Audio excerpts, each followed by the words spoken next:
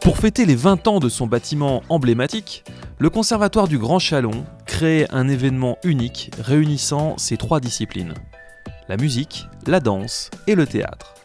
Il a fallu 1 an de création, de discussion et de répétition pour imaginer cette soirée fait maison, du ballet à l'opéra de poche. Tout commence par la volonté de Philippe Cambrelin, le chef d'orchestre de la maison, de jouer sur la scène de l'auditorium la Pulcinella d'Igor Stravinsky.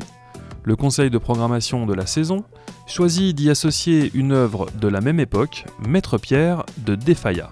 En septembre 2015, le projet est lancé. Élèves et professeurs sont mobilisés. Première particularité, l'orchestre est en fosse et les chanteurs sont sur scène. Des années que ça n'était pas arrivé.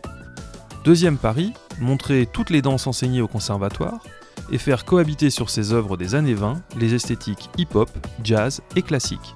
Même les comédiens sortent de leur jeu habituel. Loin de déclamer des pages et des pages de texte, dans Maître Pierre, ce sont les acteurs en ombre chinoise et chansons de gestes qui remplacent les marionnettes.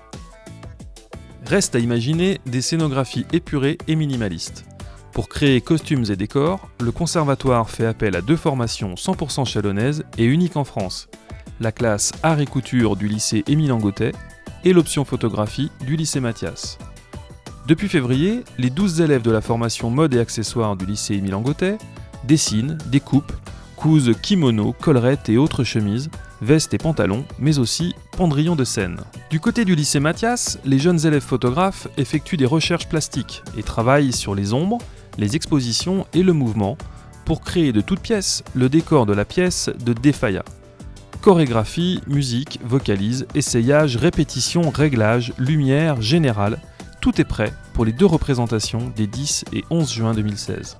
Au total, pas moins de 5 chorégraphes, 1 metteur en scène, 34 danseurs, 4 comédiennes, 31 musiciens, 4 chanteurs, 15 élèves mode et 7 élèves photographes, leurs professeurs et bien sûr toute l'équipe technique du conservatoire ont offert aux 650 spectateurs conquis 2 spectacles de grande qualité.